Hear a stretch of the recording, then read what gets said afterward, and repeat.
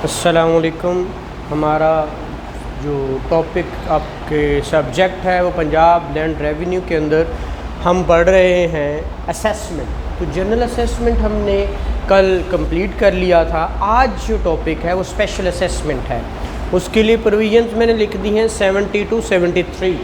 ठीक है, अब ये क्या है, क्यों है, अब इसके अंदर देखा जाएगा कि स्पेशल असेसमेंट कब होनी है, किन ज़मीनों पे होनी है, कितना इंक्रीज़ करना है, कौन सी लैंड, कौन सा लैंड ओनर है, जिसके पास कितनी लैंड है तो उसके ऊपर कैसे असेसमेंट होनी है, कितने % बढ़ाना है, वो सारी चीज़ें आज हम इसको डिस्कस करेंगे। फिर उसको नोटिफिकेशन कैसे होगा, रूल्स कौन बनाएगा, वो सारी बातें हमने आज देखनी है। तो अब हम स्टार्ट बे रीडिंग से करते हैं।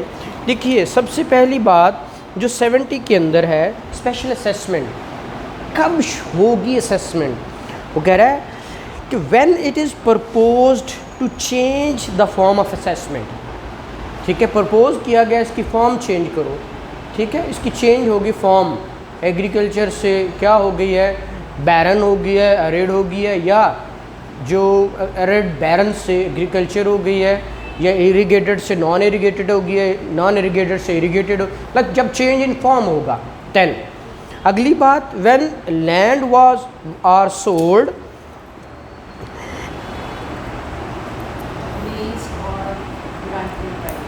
ठीक है, जब लैंड सोल्ड हो जाती है, लीज हो जाती है, या फिर ग्रांट बाय गवर्नमेंट होगी, तो तब भी क्या किया जाएगा, स्पेशल असेसमेंट।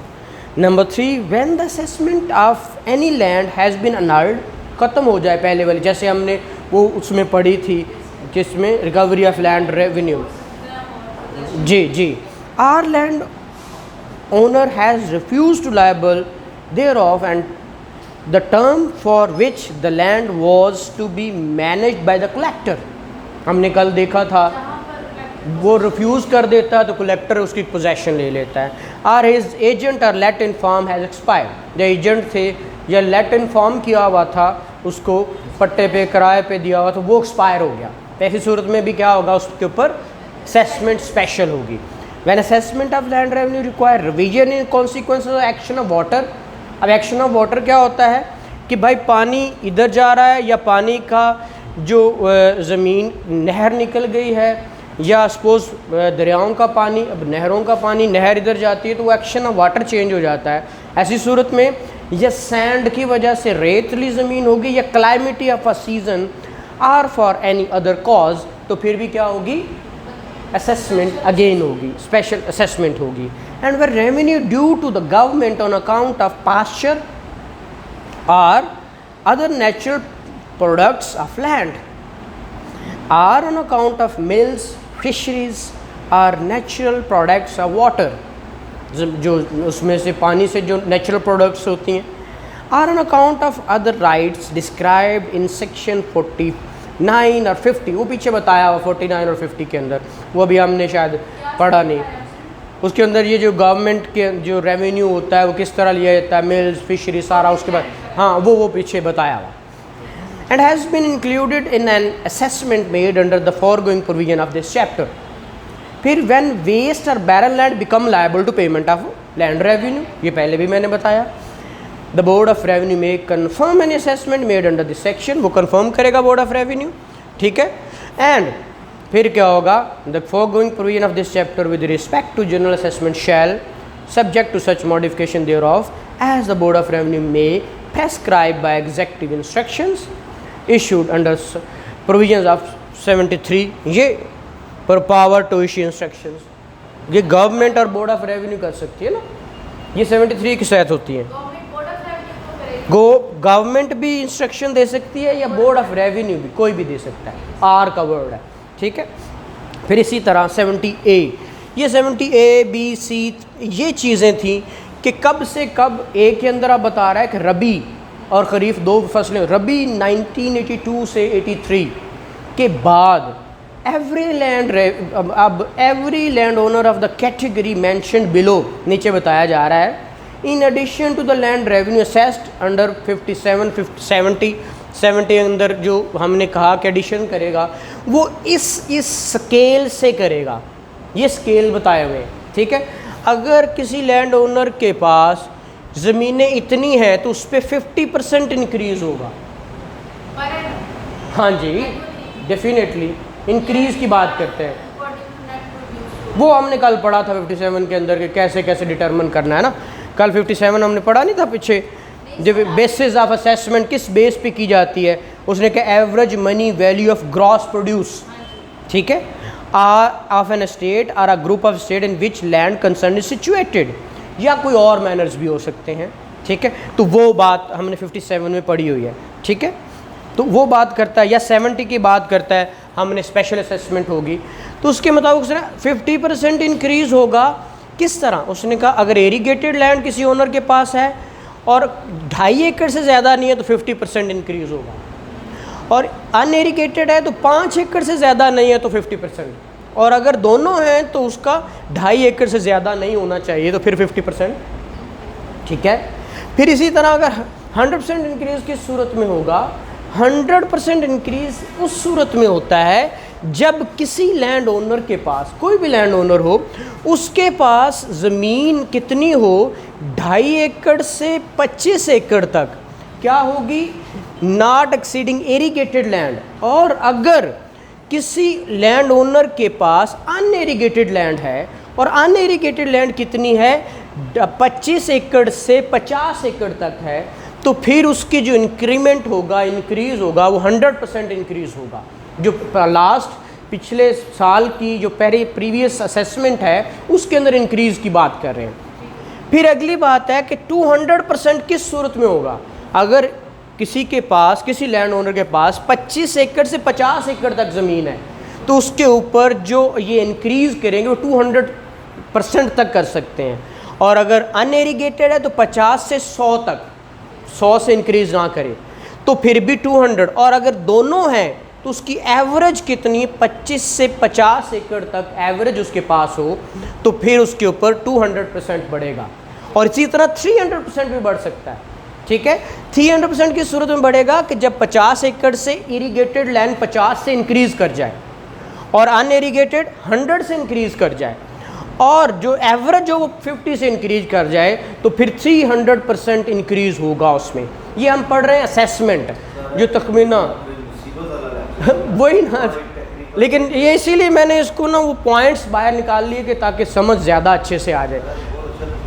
हाँ, मैं वही कह रहा हूँ ना कि ये चीज़ें समझ नहीं आती, हम जब स्टूडेंट हैं या जब हम इसको बार बार रिवाइज़ नहीं करते तो चीज़ें समझ नहीं आती, इसलिए मैं कोशिश करता हूँ कि इसकी मिथ निकाल लूँ बाहर, ठीक है। तो ये चीज़ें इसके अंदर उसने बताई हैं। फिर उसने कहा कि ये जो इंक्रीज़ है ओनर्स हैं ये अगर ले लेंगे तो जब ये इंक्रीज़ होगा तो कैसी सूरत में क्या होगा, उसके बाद क्या करेंगे? फिर वो कहता है डिटरमिन करेंगे ओनरशिप। अब डिटर्मिनेशन ऑफ ओनरशिप कैसे होनी है ये इसने पीछे भी बताया है।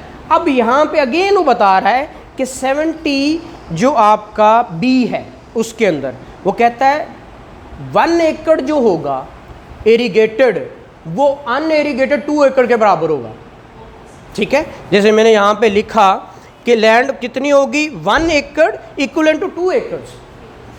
अगर 1 एकड़ इरीगेटेड किसी के पास है और अनइरीगेटेड 2 एकड़ के बराबर होगी वो, ठीक है। फिर इसी तरह उसने कहा दूसरी बात, ये ओनरशिप की वो बता रहे हैं कि क्यों बता रहे हैं, कैलकुलेट करना ना एग्रीगेटेड एरिया ऑफ लैंड किसके पास कितना है, क्योंकि हम एवरेज की बात बार बार करते हैं एग्रीगेट की बात, तो एग्रीगेट निकालेंगे कैसे, वो बातें कर रहा है।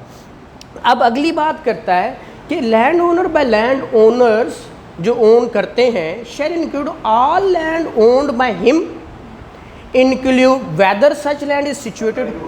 नहीं यार, ये लाइट का यही तो सीन है, ठीक है। Such land is situated wholly within the province. अब ये एक जगह पे नहीं, प्रोविंस पूरे सूबे की बात कर रहे हैं, क्योंकि हम पंजाब लैंड रेवेन्यू पढ़ रहे हैं उसके अंदर। और उसके अंदर क्या हो, वो 56 के अंदर हमने पीछे पढ़ा था जब असेसमेंट की बातें की थी, तो असेसमेंट किस तरह होती है, उसके क्या मोड्स होंगे, बोर्ड ऑफ रेवेन्यू नोटिफाई करेगा लैंड रेवेन्यू, फिर एक नोटिफिकेशन कॉज नोटिस करेगा, फिर किसी को प्रॉब्लम है तो उसको सुनेगा, वो सारी की सारी बातें उसके अंदर हमने पीछे पढ़ी हैं। और शेयर इन शामलाट, ठीक है, of a village where the total area of such shamlat does not exceed 25 years.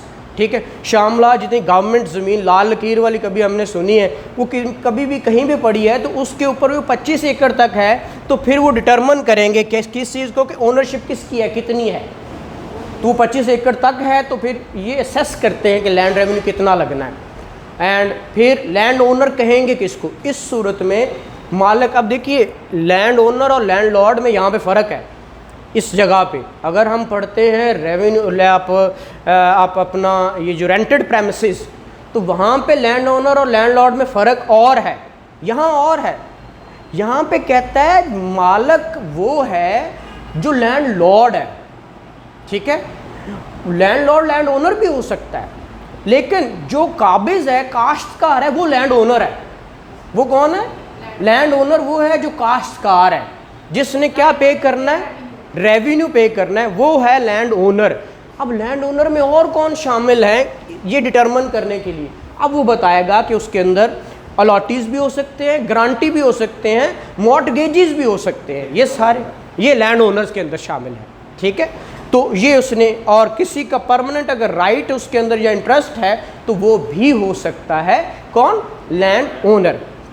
फिर 70C की बात करते हैं, information about increase in extent of ownership. अब देखिए एक बंदे के पास ज़मीन है, अब देखिए ये बात करता है रबी 1982 के बाद, 82-83 के बाद की बातें कर रहा है, उससे पहले की नहीं। अब देखिए जब नोटिफिकेशन आ जाता है किसी भी असेसमेंट का, उसके बाद अगर किसी बंदे का क्या होता है, इंक्रीज़ हो जाती है, वो और एक्वायर कर लेता है, किसी से परचेज़ कर लेता है, गवर्नमेंट से ले लेता है, फिर क्या चक्कर होगा, वो बात करता है। ऐसी सूरत में a person who after 10th day of November 1975, 10th November 1975 के बाद क्या एक्वायर या इंक्रीज़ हो जाए, तो फिर वो नोटिफाई बोर्ड ऑफ रेवेन्यू करेगा कि उसके ऊपर कितना लेना है, ठीक है। हमने देखा हुआ, हम तो बात स्पेशल की कर रहे हैं, जर्नल की तो हमने बातें कर ली थी। जर्नल 10 साल कम अज़ कम, वैसे उसका टेन्योर 25 साल का होता है, लेकिन कम अज़ कम shorter than, not shorter than 10 years है, एंड नॉट एक्सीडिंग 25 years है, तो उसके दरमियान होती है। अब ये उस सूरत में है, हमने ये सूरतें पढ़ ली हैं कि जब चेंज इन फॉर्म हो जाए, असेसमेंट के अंदर हम देखते हैं बाज़ का दरिया गुजर रहा होता है, अचानक वो दरिया ख़त्म हो गया, दरिया सूख गया, अब वो क्या होगी, काबिल काश्त होगी ज़मीन। तो ऐसी सूरत में, या कोई बंजर ज़मीन थी, अरड़ थी, वो इरिगेटेड हो गई, वो काबिल काश्त हो गई, या कोई और ऐसा सीन आ जाए कि मतलब हमने कहा कि उसके ऊपर दिया है तो वो कहता जी मैं नहीं देना, लैंड रेवेन्यू देता, वो डिफ़ॉल्टर हो जाता है। तो ऐसी सूरत में कौन कर लेता है कब्ज़े में? कलेक्टर। तो फिर ऐसी सूरत में कलेक्टर पहले वाली असेसमेंट अनाल कर देता है। जब हमने रिकवरी ऑफ लैंड ओनर्स जो रेवेन्यू पढ़ी थी, ठीक है, वो 74 to 112 तक, तो वो सारी चीज़ें इसके अंदर देखी थी। अच्छा, अगली बात है change in basis of exemption or assessment. अब बाज़ का एग्जेम्प्ट भी कुछ जगह कर दी जाती हैं कि जैसे गवर्नमेंट कहे कि आज से इस लैंड पे कोई रेवेन्यू नहीं, जैसे हमने पढ़ा कि ये जगह हैं जिनके ऊपर एग्जेम्पशन है, 2.5 एकड़ से 5 एकड़ तक असेसमेंट उसने कहा कि एग्जेम्प्ट है, 2.5 एकड़ तक इरिगेटेड और नॉन इरिगेटेड कितनी, 5 एकड़ तक कुछ नहीं लगेगा, और इवन दो कि एग्रीगेटेड है तो फिर 2.5 एकड़ से एक्सीड ना करे उस पर रेवेन्यू नहीं लगेगा।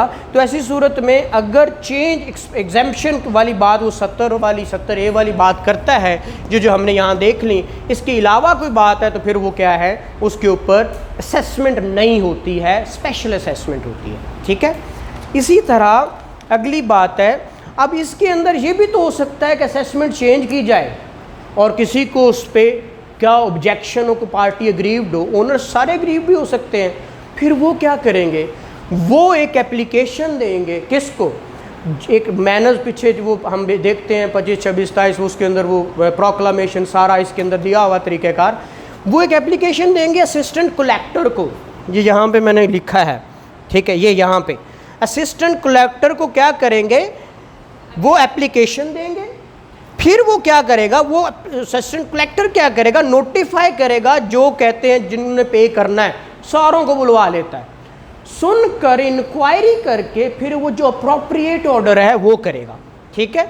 और फिर वो क्या करेगा, अप्रोप्रिएट ऑर्डर करने के बाद वो इस चीज़ को देखेगा कि अब ये ऑर्डर कितने अरसे तक लागू होना चाहिए।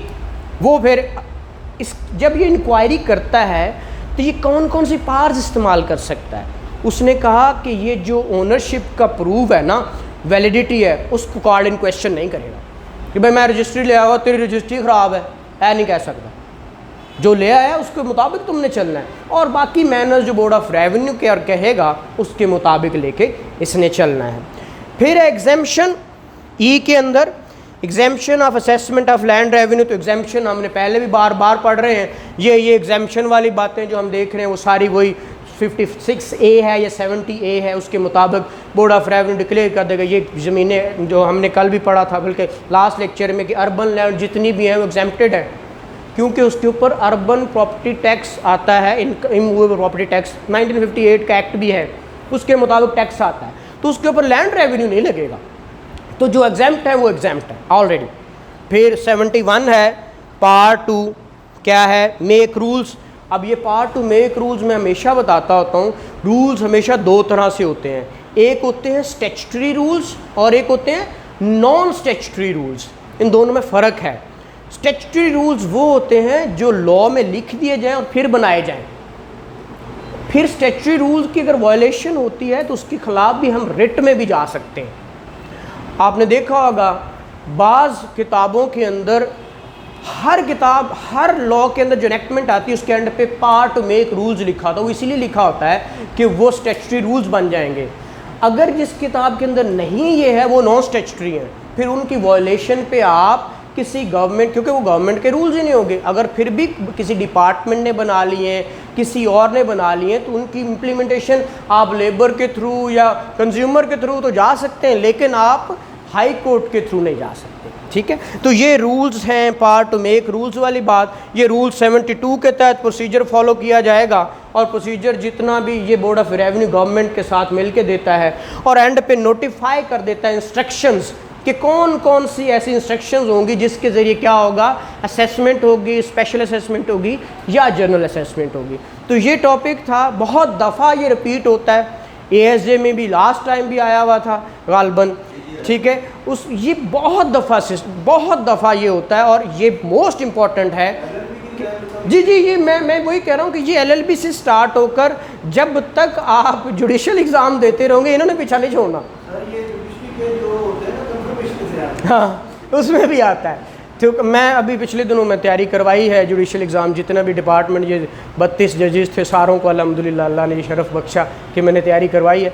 बहरहाल वो उनके अंदर भी ये सारे, शुक्र है कि अब इन्होंने वो चारों जो है वो high court rules and orders सारे वॉल्यूम्स डाल दिए हैं। ये उनको बड़ा डिपार्टमेंट में जाके बड़ा इनको तंग करते हैं। ठीक है, पहले पढ़ लेंगे तो फिर ठीक रहेगा। ठीक है, थैंक यू वेरी मच।